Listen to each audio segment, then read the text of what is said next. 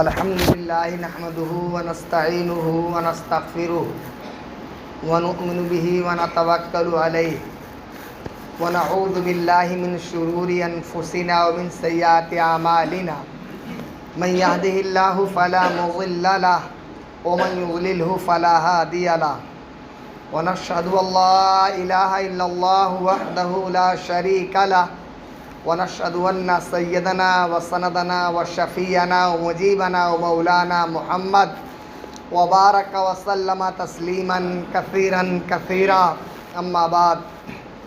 فأعوذ بالله من الشيطان الرجيم بسم الله الرحمن الرحيم سبحان الذي أسرى بعبده ليلا من المسجد الحرام إلى المسجد الأقصى الذي باركنا حوله لنريه من آياتنا إنه هو السميع البصير وقال رسول الله صلى الله عليه وسلم الصلاة معراج المؤمنين أو كما قال عليه الصلاة والسلام۔ وہ ایک سجدہ جسے تو گراں سمجھتا ہے، وہ ایک سجدہ جسے تو گراں سمجھتا ہے،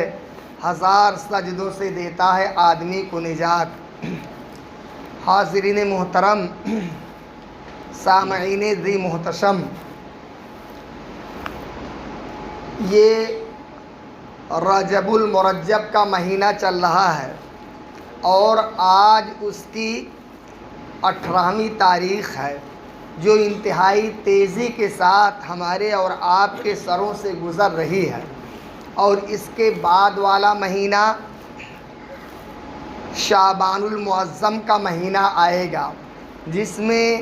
ایک شب برات کے نام سے موسوم ہے اور جانی جاتی ہے۔ وہ قضاء اور قدر کی رات ہے۔ انشاءاللہ اس مہینے کے آنے پر اس مقدس رات کی فضیلت اور اہمیت پر کچھ گفتگو کی جائے گی، لیکن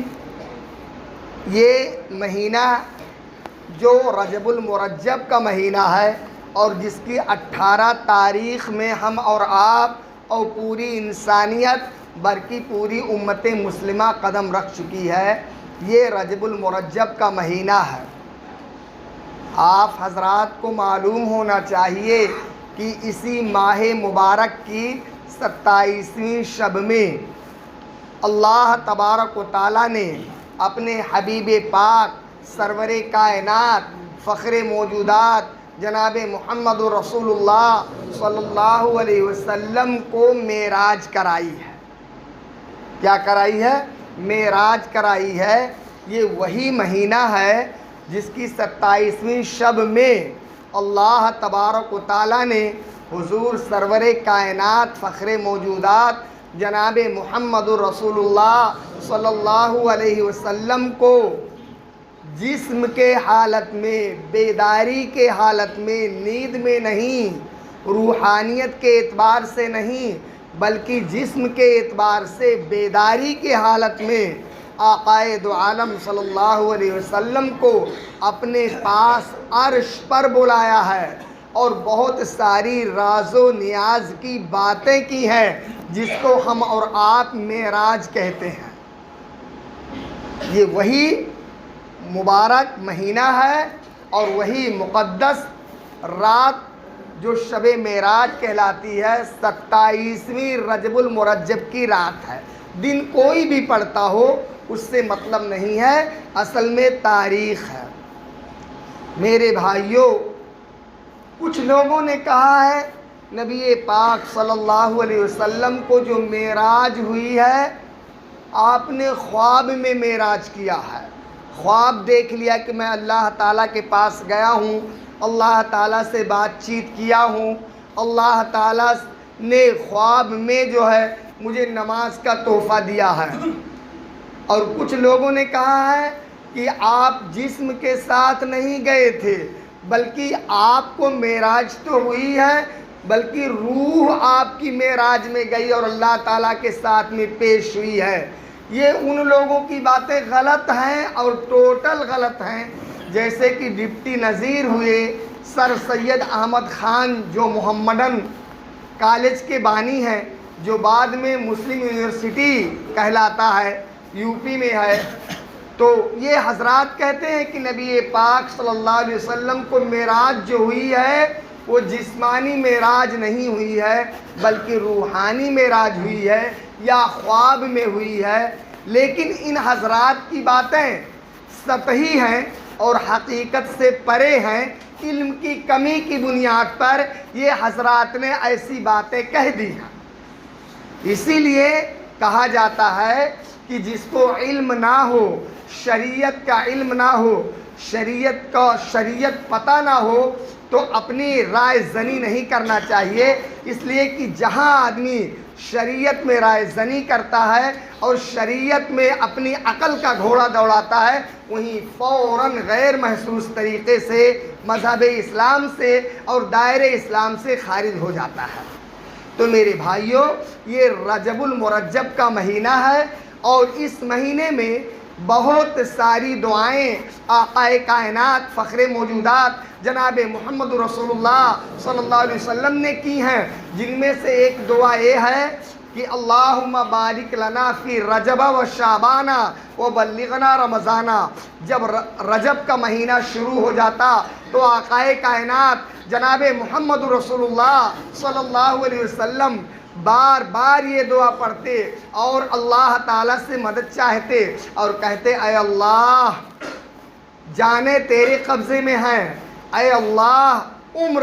اور زندگی تیرے بس میں اور تیرے قبضے میں ہے، اے اللہ رجب کا مہینہ آ گیا ہے ہمارے سامنے، شعبان کے مہینے کو بھی صحت و سلامتی کے ساتھ گزار دے اور رمضان تک پہنچا دے۔ یعنی 2 مہینہ پہلے آقا کائنات امام الانبیاء فخر رسول جناب محمد رسول اللہ صلی اللہ علیہ وسلم رمضان کے آنے کا انتظار فرمانے لگتے اور دعائیں کرتے تھے، اے اللہ ہمارے زندگیوں میں برکت عطا فرما، ہمارے عمر میں برکت عطا فرما، صحت و سلامتی عطا فرما، تندرستی عطا فرما، رجب کے مہینے میں بھی ہمیں صحت و سلامتی عطا فرما، شعبان کے مہینے میں بھی ہمیں تندرستی اور صحت و سلامتی عطا فرما اور رمضان تک ٹھیک ٹھاک پہنچا دے، تاکہ جو رمضان کا مقدس مہینہ ہے، جو رمضان کا بابرکت مہینہ ہے، جو رمضان کا نعمتوں بھرا مہینہ ہے، جو رمضان کا عظمتوں والا مہینہ ہے، اس مہینے میں ہم پہنچ کر کے صحت و سلامتی کے ساتھ اس مہینے کا استقبال کر سکیں اور اس مہینے کی قدردانی کر سکیں اور اس مہینے کو روزہ رکھ کر کے اور رات میں تراویح پڑھ کر کے اور تہجد پڑھ کر کے اور دیگر عبادات کر کے اور تلاوت قرآن کر کے اپنے خدا کو منا سکیں اور اپنے خدا کو راضی کر سکیں۔ اس لیے آقا کائنات فخر موجودات جناب محمد رسول اللہ صلی اللہ علیہ وسلم بار بار دعا کرتے تھے۔ تو اس کا مطلب یہ ہوا کہ یہ رجب کا مہینہ، اس کی 18 تاریخ بیت چکی ہے، آج 18ویں تاریخ میں ہم اور آپ قدم رکھ چکے ہیں۔ ہم بھی اپنے لیے، اپنی زندگی کے لیے، اپنے آل و اولاد کے لیے، اپنے بیوی بچوں کے لیے، اپنے رشتہ داروں کے لیے، پوری امت مسلمہ کے لیے صحت و سلامتی کی دعائیں کریں، زندگی میں برکت کی دعائیں کریں اور عافیت کی دعائیں کریں کہ اے اللہ اس مہینے میں بھی عافیت عطا فرما، زندگی میں برکت عطا فرما اور شعبان میں بھی خیر و سلامتی کا معاملہ فرما، اور تاکہ ہم رمضان کا مہینہ پا کر کے اور رمضان کے مہینے میں روزہ رکھ کر کے اپنے خالق و مالک کو راضی کر سکیں۔ انشاءاللہ اللہ تعالی ہمیں توفیق دے، ہم دعائیں کریں گے نا انشاءاللہ۔ دیکھیے اس مہینے میں اللہ تبارک و تعالیٰ نے 27ویں شب میں آقا کائنات فخر موجودات کو اپنے پاس بلایا ہے، اور اپنے پاس بلانے کو اللہ تبارک و تعالیٰ نے کسی حدیث میں ذکر نہیں کیا، جبریل امین کیوں نہیں، بلکہ خود اللہ تعالیٰ نے قرآن مقدس کے 15ویں پارے سے اس واقعے کی شروعات فرمایا ہے۔ چنانچہ سبحان الذی اسری بعبدہ لیلا من المسجد الحرام الی المسجد الاقصی الذی بارکنا حولہ لنریہ من آیاتنا، پاک ہے وہ ذات جس نے اپنے بندے حضرت محمد صلی اللہ علیہ وسلم کو راتوں رات لیلن، اس میں جو تنوین دو زبر ہے یہ اہل علم جانتے ہیں تنوین تقلیل کے لیے ہے، یعنی انتہائی کم مدت میں، رات کے انتہائی کم حصے میں اللہ تبارک و تعالیٰ نے اپنے بندے اور اپنے محبوب جناب محمد رسول اللہ صلی اللہ علیہ وسلم کو اپنے مسجد حرام سے مسجد اقصیٰ کی طرف اور پھر وہاں سے اپنے پاس بلایا، لِنُرِيَهُ مِنْ آیاتنا، تاکہ اللہ تعالیٰ فرماتا ہے میں اپنے محبوب پاک کو اپنی عجیب قدرت کا نمونہ دکھا دوں۔ اِنَّهُ هُوَ السَّمِيعُ الْعَلِيمُ، بے شک اللہ تبارک تعالیٰ سننے والا بھی ہے، جاننے والا بھی ہے۔ دیکھیے میرے بھائیوں، اللہ تبارک تعالیٰ نے اس سورہ اسراء کا شروع جو ہے وہ سبحانہ سے کیا ہے۔ سبحانہ کا مطلب یہ ہے کہ یہ انسانی عقل میں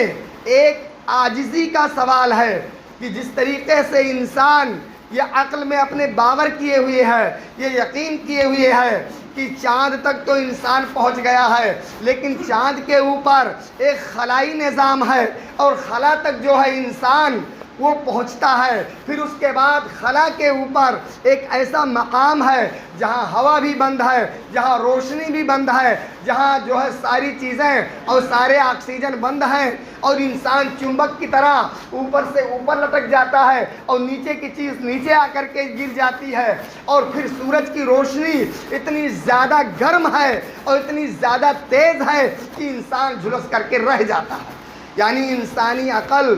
سورج کے اوپر، پھر سورج کے اوپر آسمان ہے، آسمان میں ستارے ہیں، ساتوں آسمان پیاز کے چھلکے کے مانند ہے، اور اس کے بعد پھر بیر کا درخت ہے، بیر کے درخت کے اوپر جو ہے پانی ہے، اور پانی کے اوپر اللہ کا عرش ہے، اور اللہ تبارک تعالیٰ اس پر مستوی ہے۔ وہ کیسا ہے، اس کی کیفیت کیسی ہے اللہ جانتا ہے، اور اللہ کے علاوہ کوئی نہیں۔ تو انسانی عقل یہ کہتی ہے کہ چاند کے اوپر تو انسان جا سکتا ہے، خلا کے اوپر تو انسان جا سکتا ہے، لیکن اس کے اوپر پھر ایک مقام ہوتا ہے کہ آدمی جو ہے وہ اوپر کا اوپر رہ جاتا ہے اور نیچے آ کر کے نیچے کا آدمی نیچے رہ جاتا ہے، کوئی شے کوئی چیز نہیں جا سکتی ہے۔ لیکن اللہ تعالیٰ یہ جواب دے رہا ہے سبحانہ سے کہ اے میرے بندو،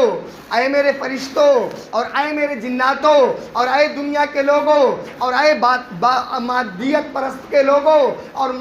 اے عقل کے دلدادوں، سن لو، یہ تمہارے لیے محال ہوگا، یہ تمہارے لیے ناممکن ہوگا، بلکہ میں نے زمین بنایا، میں نے آسمان بنایا، میں نے چاند بنایا، میں نے سورج بنایا، میں نے ستارے بنائے، میں نے کہکشائیں بنائی، اور میں نے ساری مخلوقات کو بنایا، تو میرے لیے تو کوئی ممکن نہیں ہے۔ میں جب چاہوں، جس کے لیے چاہوں، سمندروں کو مسخر کر دوں، آسمان کو مسخر کر دوں، زمین کو مسخر کر دوں، ہواؤں کو مسخر کر دوں، فضاؤں کو مسخر کر دوں، ساری دن اور رات کو مسخر کر دوں۔ چنانچہ سورج شرارے تب برساتا ہے جب میری اجازت ہوتی ہے، گرمی تب دیتا ہے جب میری اجازت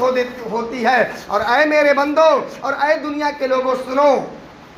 میں اپنے بندوں کو اپنے پاس بلا رہا ہوں رات کے تھوڑا سے حصے میں، اور سورج سے گزرتا ہوا اور چاند سے پار کرتا ہوا میرا محبوب آئے گا، آسمانوں کو پار کرتا ہوا، اور اس کے لیے میری ذات پاک ہے، میری ذات عاجز نہیں ہے، میری ذات درمادہ نہیں ہے، میری ذات طاقت و قوت کی مالک ہے، اور تمام تر طاقتیں، تمام تر صلاحیتیں میں نے دی ہیں، اس لیے میں نے اپنے بندے کو آسمان پر بلایا، اس کے لیے کوئی محال نہ سمجھو۔ بات سمجھ میں آ رہی نا؟ سبحان الذی اسریٰ بعبدہ لیلا من المسجد الحرام، پاک ہے وہ ذات جس نے اپنے بندوں کو، اپنے بندے یعنی حضرت محمد صلی اللہ علیہ وسلم کو رات کے تھوڑا سے حصے میں اپنے پیغمبر جناب محمد رسول اللہ صلی اللہ علیہ وسلم کو بیت المقدس میں بلایا، اور پھر بیت المقدس سے اللہ خانہ کعبہ سے بیت المقدس، اور بیت المقدس سے اللہ تبارک تعالیٰ جو ہے وہ اپنے پاس بلایا۔ میرے بھائیوں، 27ویں شب تھی، آقائے دو عالم صلی اللہ علیہ وسلم حضرت ام ہانی رضی اللہ تعالی عنہ کے گھر پر محو استراحت تھے. آپ سو رہے تھے. آپ آدھی نیند کی کیفیت میں تھے, آدھی بیداری کے کیفیت میں, اور ایسے وقت میں سید الملائکہ جبریل امین 500 فرشتوں کے ساتھ, اور ایک روایت کے مطابق ہے کہ 70,000 فرشتوں کے ساتھ آتے ہیں, جبکہ حضرت میکائیل علیہ السلام بھی آپ کے ہمراہ ہوتے ہیں. اور اس کے بعد آنے کے بعد میں وہ دیکھتے ہیں آقائے دو عالم صلی اللہ علیہ وسلم یہ آرام فرما ہوتے ہیں. چنانچہ وہ دیکھتے ہیں کہ اللہ کا محبوب پیغمبر فخر دو عالم صلی اللہ علیہ وسلم محو خواب ہے. اب کیا کروں؟ غیب سے آواز آتی ہے کہ اے میرے پیغمبر اور اے میرے فرشتوں کے سردار جبریل امین, تم اپنے پروں کو کھولو اور پروں کو کھول کر کے آپ صلی اللہ علیہ وسلم کے پاؤں مبارک پہ ٹچ کر دو اور چھو دو. چنانچہ اور ایک روایت یہ ہے کہ اے میرے فرشتوں کے سردار جبریل امین, میرے محبوب کے تالو میں, پیر کے تالو میں بوسہ لے لو. بہرحال مسلم شریف کی روایت کے مطابق سید الملائکہ حضرت جبریل علیہ السلام جو ہے وہ اپنا پر کھول کر کے اور نبی پاک صلی اللہ علیہ وسلم کے اوپر ٹچ کر دیتے ہیں یا پاؤں میں چھو دیتے ہیں, اور آپ صلی اللہ علیہ وسلم نیند سے بیدار ہو جاتے ہیں اور آپ اٹھ کر کے بیٹھ جاتے ہیں. چنانچہ آپ صلی اللہ علیہ وسلم کو زمزم کے پانی سے غسل دیا جاتا ہے, اور آپ کو جنتی جوڑا پہنایا جاتا ہے, اور سواری پیش کی جاتی ہے. اور اس کے بعد آپ کو نہلانے سے پہلے سب سے پہلا کام جو ہے وہ آپ کے سینے مبارک کو چاک کیا جاتا ہے. آپ کے سینے مبارک کو زمزم سے اور مائے معین سے اور کوثر و تسنیم کے پانی سے دھلا جاتا ہے, اور پھر اس کے بعد میں آپ کے دل کو جہاں تھا وہاں بیٹھا دیا جاتا ہے اور لگا دیا جاتا ہے. آپ کو نہلایا جاتا ہے, جنتی لباس پہنایا جاتا ہے, اور آپ کو براق سواری پیش کی جاتی ہے. یہ براق سواری گھوڑے سے چھوٹی اور کھچر کے برابر, گدھے سے بڑی یعنی کھچر کے برابر ہوتی ہے. یہ سفید رنگ کی ہوتی ہے. یہ پیش کیا جاتا ہے. آپ صلی اللہ علیہ وسلم اس پر سوار ہوتے ہیں, اور پھر آپ کے پیچھے جبریل امین ہوتے ہیں, اور براق سواری کا لگام پکڑ کر کے حضرت میکائیل علیہ السلام جاتے ہیں. روایت میں لکھا ہے کہ براق جو ہے کی رفتار اتنی تیز تھی کہ ایک قدم اس نے جو ہے وہ مدینہ میں مکہ میں رکھا, اور دوسرا قدم جو ہے وہ اس نے یثرب میں رکھا. یعنی منتہائے نظر, جہاں تک نظر جاتی تھی وہاں تک جو ہے اس نے پاؤں رکھا. اتنی تیز رفتار گاڑی سواری تھی کہ نہ آنکھوں نے اس سواری کی رفتار دیکھا, نہ انسان کا ذہن و دماغ تصور کر سکتا ہے اور سوچ سکتا ہے. پھر اس کے بعد آقائے دو عالم صلی اللہ علیہ وسلم کو جبریل امین کہتے ہیں, اے میرے آقا آپ یہاں اتریے, اور اترنے کے بعد 2 رکعت نماز پڑھ لیجئے. آقائے دو عالم صلی اللہ علیہ وسلم اترتے ہیں, اور اترنے کے بعد 2 رکعت نماز پڑھتے ہیں. جبریل امین کہتے ہیں, اے میرے آقا اس جگہ کا نام یثرب ہے, بعد میں آپ کی یہاں ہجرت ہوگی, آپ یہاں تشریف فرما ہوں گے, اور یہی جگہ آپ کی مدفن ہوگی, آپ یہاں دفن کیے جائیں گے. اس لیے جو ہے ہمیں یہ حکم دیا گیا تھا, اللہ تعالیٰ نے کہا تھا میرے محبوب کو یہاں 2 رکعت نماز پڑھوا دیجئے. پھر آپ آگے گزرتے ہیں تو وہاں بھی جو ہے وہ طور پہاڑ کے ارد گرد پہنچتے ہیں, اور اس کے بعد میں حضرت جبریل کہتے ہیں کہ اے میرے آقا یہاں بھی اتریے اور 2 رکعت نماز پڑھیے. وہاں بھی 2 رکعت نماز پڑھتے ہیں, اور پھر اس کے بعد میں جو ہے وہ آقائے دو عالم صلی اللہ علیہ وسلم آگے بڑھتے ہیں تو دیکھتے ہیں کہ انتہائی ایک بڑھیا عورت ہے جو ضعیف ہے, جو کمزور ہو چکی ہے, انتہائی زار و نزار ہے اور انتہائی لاغر ہے. اور اس کے بعد وہ آپ کو بلا رہی ہوتی ہے. جبریل امین کہتے ہیں میرے آقا اس کے طرف توجہ نہیں دینا ہے. پھر اس کے بعد آپ آگے بڑھتے ہیں تو دیکھتے ایک بوڑھا ہے، اس کی عمر کافی زیادہ ہے اور اس کی یہاں تک اتنا بوڑھا اور ضعیف ہے کہ اس کی بھاؤں سفید ہو چکی ہے، اس کی داڑھی ایک دم سفید ہو چکی ہے، انتہائی خستہ حال میں ہے اور وہ بھی آپ کو روک رہا ہے۔ جبریل امین پھر صدا بلند کر دے، میرے آقا ان کو جواب دینے کی ضرورت نہیں ہے، آپ اپنے قدم کو آگے بڑھاتے جائیے۔ اور اس کے بعد پھر آپ صلی اللہ علیہ وسلم بیت المقدس میں تشریف فرما ہوتے ہیں۔ قبل اس کے کہ بیت المقدس میں داخل ہوں، آپ اپنے ایک بڑا چٹان ہوتا ہے، اپنے انگلی سے اس چٹان کے اندر سوراخ کرتے ہیں اور اس کے بعد اپنی سواری کو اس میں باندھ دیتے ہیں، جس کا نام براق ہوتا ہے۔ سارے انبیاء حضرت آدم علیہ السلام سے لے کر کے سیدنا عیسیٰ علیہ السلام تک سارے انبیاء یہ انتظار کر رہے ہوتے ہیں۔ جبریل امین اذان دیتے ہیں،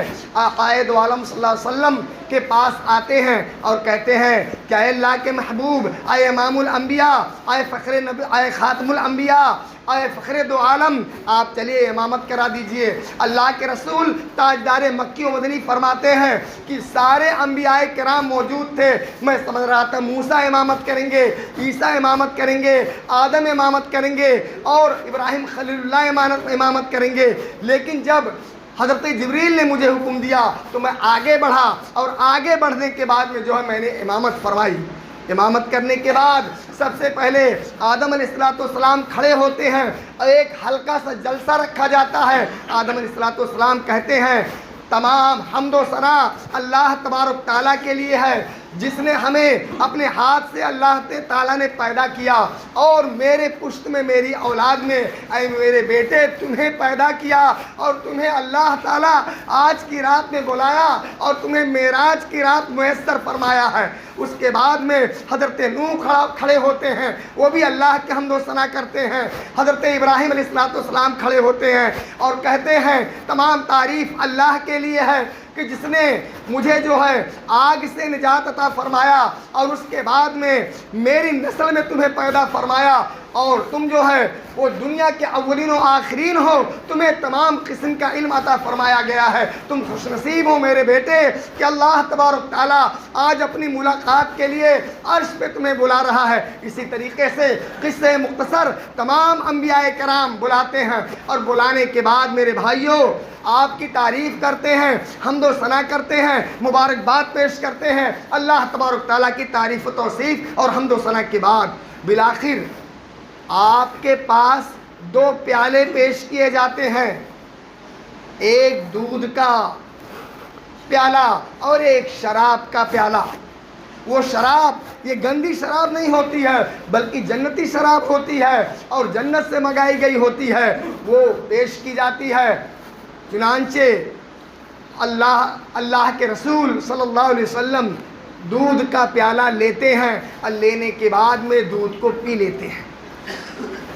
جبریل امین شاباشی دیتے ہیں اور خوشخبری دیتے ہیں کہ مبارک ہو آقائے دو عالم صلی اللہ علیہ وسلم، آپ نے دودھ کا پیالہ لیا، اس کو پی لیا، آپ نے دین فطرت کو پسند کیا۔ اگر آپ شراب کا پیالہ لے لیتے تو آپ کی قوم گمراہ ہو جاتی اور یہ دین آپ کا قیامت تک نہ چلتا اور آپ کی قوم میں شر و فساد ہو جاتا،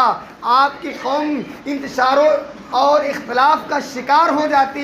اب آپ کا دین فطرت ہے جو قیامت تک چلنے والا ہے۔ پھر میرے بھائیوں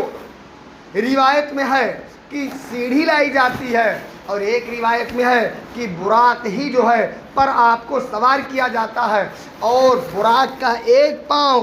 زمین پر بیت المقدس کے اندر ہوتا ہے اور دوسرا آسمان۔ کچھ لوگوں نے کہا ہے براق برقن سے مشتق ہے، برق سے بنا ہے، برق کے معنی بجلی، یعنی اتنی تیز رفتار وہ سواری تھی کہ جتنی تیزی سے یہ دنیا کے انسانوں کی بنائی ہوئی بجلیاں آ جاتی ہیں فوراً ادھر ٹرانسفارمر میں اور ادھر جو ہے اس میں بجلی ہاؤس میں بٹن دبایا جاتا ہے اور اس کا کنیکشن جہاں جہاں جوڑا جاتا ہے فوراً سیکنڈوں میں آ جاتا ہے، ایسے وہ سواری تھی۔ یعنی اس کی جو ہے 1,86,000 میل کی 1,86,000 میل کی فی گھنٹہ رفتار تھی اس جانور کی، جس کو براق کہا جاتا ہے۔ تو اس نے پہلے آسمان، ایک پاؤں اس کا زمین پر تھا اور دوسرا تھا حد نگاہ، اور کچھ لوگ کہتے ہیں پہلے آسمان کا۔ بہرحال دیکھیے اللہ کی ایسی عجیب و غریب قدرت میرے بھائی کہ پہلے آسمان پر پھر فرشتے مبارکبادیاں دیتے ہیں اور حضرت آدم علیہ السلام سے وہاں بھی ملاقات ہوتی ہے۔ اس لیے اللہ کا نظام سوچ کر کے ہم اپنی عقلوں میں نہیں لا سکتے ہیں، بس ہمیں مان لینا ہے کہ اللہ تعالیٰ عظیم قدرت کا مالک ہے۔ تو پہلے یہاں بھی امامت کرتے ہیں، اور امامت میں آپ کے پیچھے حضرت آدم علیہ السلام ہوتے ہیں، اور جب پہلے آسمان پر جاتے ہیں تو حضرت آدم علیہ السلام سے ملاقات ہوتی ہے، وہاں بھی بشارت اور خوشخبری ملتی ہے۔ دوسرے آسمان پر قدم رکھتے ہیں تو وہاں بھی استقبال ہوتا ہے فرشتوں کا، اور سیدنا عیسیٰ علیہ السلام سے ملاقات ہوتی ہے۔ تیسرے آسمان پر حضرت یوسف علیہ السلام سے ملاقات ہوتی ہے، اور چوتھے آسمان پر حضرت ادریس علیہ السلام سے ملاقات ہوتی ہے، جبکہ پانچویں آسمان پر حضرت ہارون علیہ السلام سے ملاقات ہوتی ہے، اور چھٹے آسمان پر حضرت موسیٰ علیہ السلام سے ملاقات ہوتی ہے، اور ساتویں آسمان پہ میرے بھائیوں حضرت ابراہیم علیہ السلام سے ملاقات ہوتی ہے۔ سارے انبیاء کرام آپ کو خوشخبری دیتے ہیں، آپ کو مبارکبادی دیتے ہیں، اور اس کے بعد جبریل امین سدرۃ المنتہا کے پاس لے جا کر کے آپ سے معذرت کرنے لگتے ہیں، اے آقائے مدنی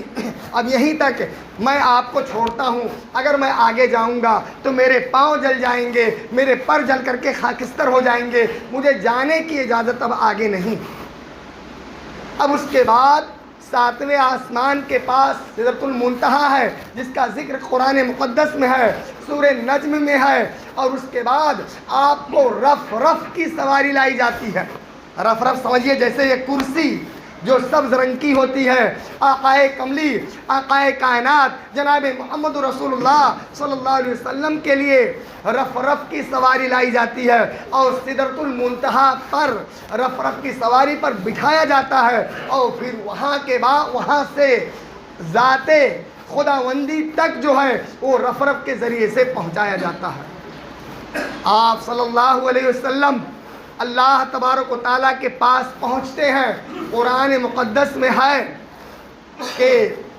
اذ یغشی السدرۃ ما یغشی ما زاغ البصر وما طغی، اور پھر فکان قاب قوسین او ادنی، اتنا فاصلہ رہ گیا تھا جتنا کہ ایک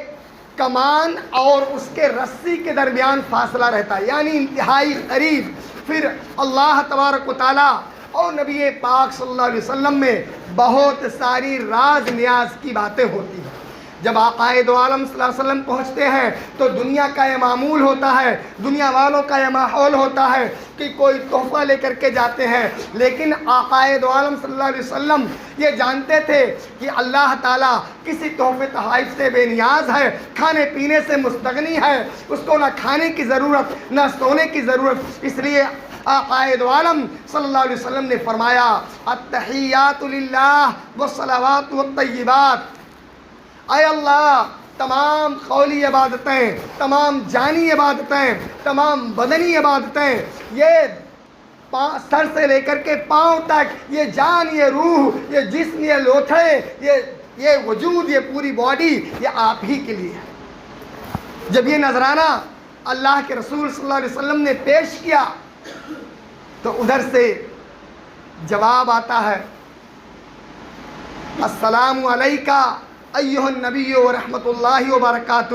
سلامتی ہو تم پر اے میرے نبی صلی اللہ علیہ وسلم، اور اللہ کی رحمتیں اور اس کی برکتیں ہوں۔ میرے بھائیوں قربان جائیے اس کالی کملی والے پر کہ جو وہاں پہنچ کر کے اللہ کے سامنے بھی اپنی امت کی خبر گیری کیا، اور امت کو بسرنے نہیں دیا اور بھولنے نہیں دیا،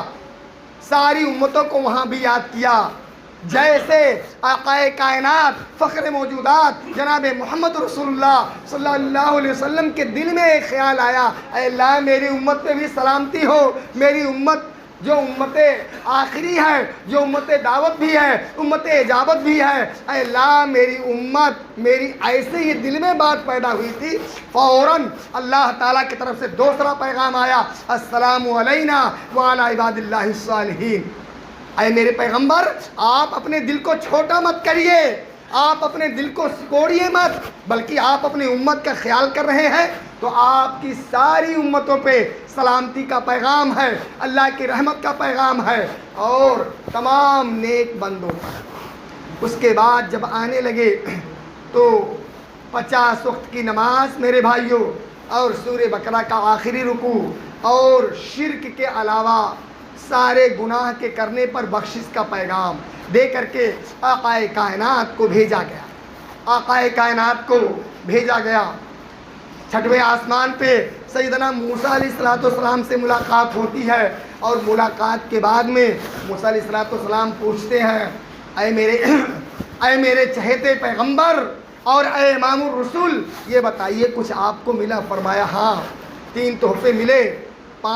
50 وقت کی نماز، سورہ بقرہ کا آخری رکوع، اور شرک کے علاوہ سارے گناہ کے کرنے پر معافی کا اعلان توبہ کے بعد۔ فرمایا میری امت بڑی مضبوط، بڑی طاقتور اور بڑی عجیب و غریب تھی، اور 2 وقت کی نماز نہیں پڑھ پا رہی تھی، صبح و شام کی، اور آپ کی امت انتہائی کمزور ہوگی، نحیف ہوگی، آپ جلدی جائیے، 50 ٹائم کی نماز نہیں پڑھ پائے گی۔ حضرت موسیٰ کے کہنے پر آقا کائنات جاتے ہیں، اور جا کر کے اللہ سے کہتے ہیں، میرے مولا نماز کی تخفیف فرما دیجئے، میری امت بڑی کمزور، بڑی زار و نزار، بڑی نحیف ہے، بڑی کمزور ہے۔ اللہ تعالیٰ کم کرتے ہیں، 5 کم کرتے ہیں، حضرت موسیٰ کے کہنے پر بار بار آتے جاتے رہتے ہیں۔ دیکھیے یہاں ایک بات پتہ کی بتاتا ہوں، حضرت موسیٰ علیہ السلام کے بغیر کہنے پر بھی اللہ تعالیٰ معاف کر دیتا، ایک بارگی کم کر دیتا، اور 5 ہی وقت کی نماز دیتا، لیکن حضرت موسیٰ علیہ السلام کو اللہ تعالیٰ یہ دکھانا چاہتا تھا، موسیٰ یہ میرے پیغمبر کی فضیلت برتری اتنی زیادہ ہے کہ آپ نے دنیا میں طور پہاڑ پر میرے دیدار کی درخواست کیا تھا، اور میرے دیدار کی تاب نہ لا کر کے بے ہوش ہو گئے تھے، اور میرا پیغمبر بار بار آتا ہے، میں نے اتنی فضیلت دیا تھا، اتنی برتری دیا تھا، اتنا علم دیا تھا، اتنا حکمت دیا تھا، اتنی مضبوطی دیا تھا، دیکھنے کی اتنی صلاحیت دیا تھا کہ بار بار فیس ٹو فیس میرا دیدار کر رہا ہے، اور میرے آخری پیغمبر، چہیتے پیغمبر اور محبوب دو عالم کو کچھ نہیں ہو رہا۔ یہ حضرت موسیٰ علیہ السلام کو دکھانا تھا، اس لیے اللہ تعالیٰ نے بار بار اپنے پاس بلایا، اور حضرت موسیٰ کے دل میں یہ بات پیدا کیا کہ جا کر کے نماز کی کمی کر۔ بہرحال میرے بھائیوں،